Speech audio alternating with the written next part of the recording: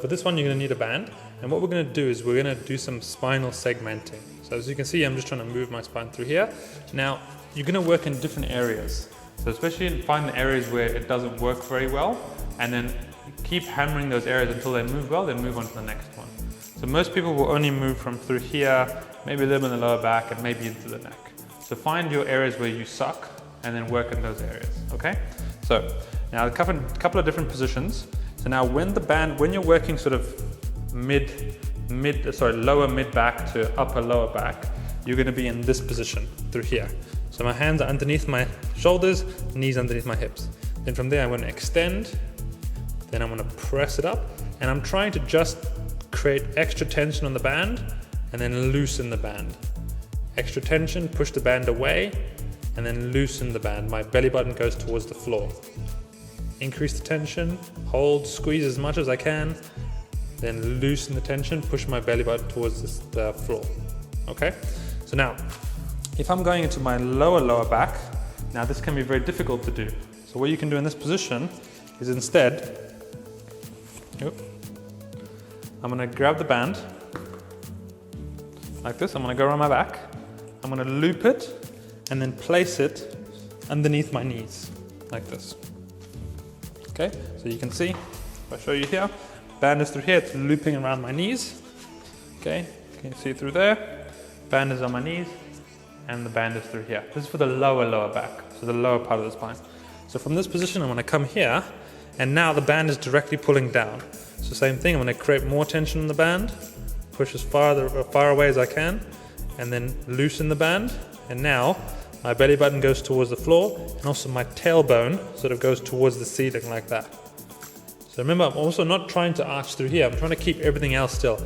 I'm trying to mainly move in my lower part, the lower part of my back where the band is.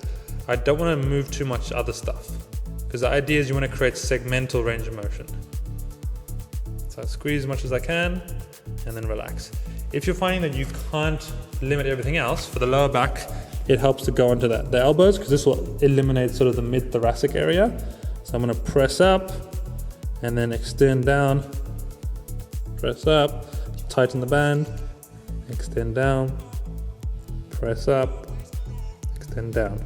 Okay, this will help eliminate. If you're really tough and you can really want to challenge yourself, put your hands behind your neck and then go and do it. That's quite hard.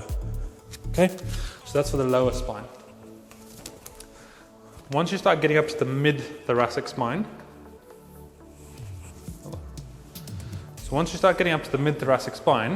what you want to do, sorry, I knocked my microphone. So when you're getting up to the mid-thoracic spine, what you want to do is place the band around through there, and actually you want to come into this position where your hands are quite close to your knees. Okay, so before we were here, and now we're here, because this will help eliminate some of the lower back. Now I could focus on tightening the band, and then sticking my chest forward, tightening the band, pushing as far away as I can, stick my chest forward. I'm trying not to move my lower back too much. Sitting in this position can help me eliminate that. Push the band away, extend, and obviously then as I go further up, then it becomes even better to eliminate the lower back. So now I'm only moving in my thoracic spine.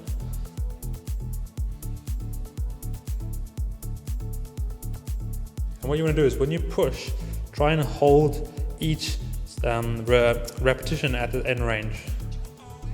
Squeeze as much as you can, and through there, squeeze as much as you can, and then through there.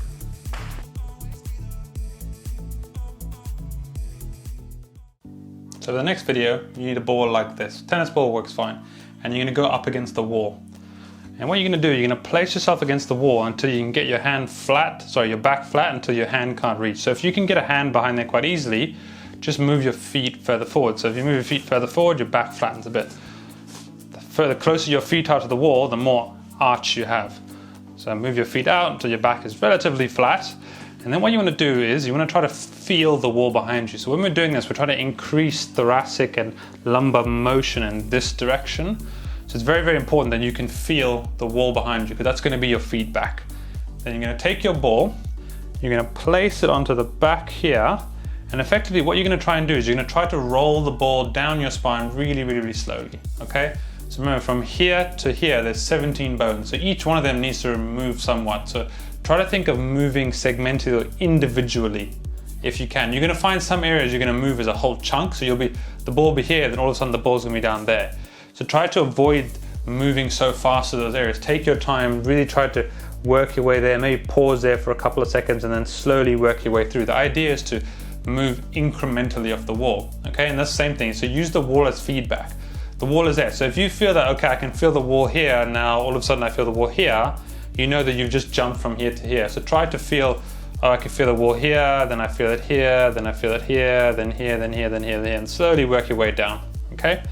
So place the ball on there, cross your arms like that, and then I'm gonna start with my head. I'm gonna tuck my head, and then I'm gonna start to try to roll the ball down. So what I'm trying to feel for is I'm trying to feel that I can feel just above the ball, sorry, just below the ball, I can feel the wall, okay? And as well at the same time, in order to increase thoracic flexion, I'm trying to crush my elbows into my ribs. So I'm going there, I'm trying to curl like a ball, I'm crushing my elbows into my ribs, and then I'm trying to crush, I'm trying to use the wall to make sure I'm going one by one by one by one, until I get to the bottom where I can no longer go anymore. And then I'm gonna take the ball away, and now, this is really important, when you place yourself back, don't just go back. Try to think of placing this bone down, then this one, then the one above it, then the one above that, then the one above that, just above onto the wall. So you're moving incrementally. Let's try again. Place the ball on, this is what one full repetition looks like. So tucking the chin, elbows into ribs, slowly curling like a ball, making sure I feel the ball and I feel my spine on the wall. If I feel an area where I feel like I'm jumping, I can stay there, I can pause, I can try to press my spine back into the wall as much as possible, and then I can move on. Oh, lost my ball. Okay, so the reason I'm losing the ball too much is because I don't have enough pressure on it. So I need to take it even slower.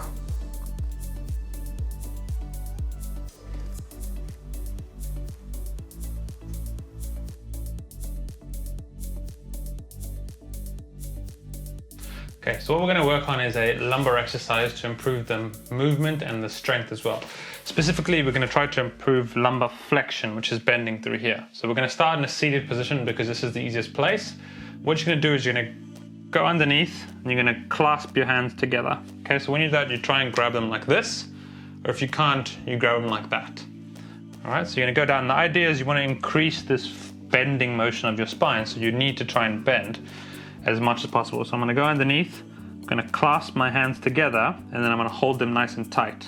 Okay, once you feel a bit of a stretch in your lower back, from here, you're going to isometrically sit up. So what that means is that I'm going to try to sit up like that, but my hands are going to resist me. So you need to stay strong with your hand. So again, clasp down the hands, keep the arms tight, try to sit up like that. Now when you do it, ideally don't do this, like that. Or don't sit up too much. You want to stay in that sort of stretched position as much as possible. So really clamp down hard with your hands. So you can see I'm clamping down hard. I'm going to take a big breath and then I'm going to sit up like that. Generally, I get people to start with 10% effort and then build it up. So 20%, 30%, 40, 50. As I start getting to 50, 60%, it becomes much harder and it's much harder to talk. So I'm going to hold it at about 70%. So I'm really trying quite hard to sit up now. So I can feel my lower back muscles working. Hold it, hold it, hold it. Then you're going to hold for the prescribed amount of time and then slowly relax. Okay, and then if you can, try to sink a little bit deeper this time. And again, lock yourself in position here now. So now I'm here in this position, and then I'll go into the next step. Again, 10%, 20, 30, 40, then holding at 50 or 60%, and then slowly relax. Okay.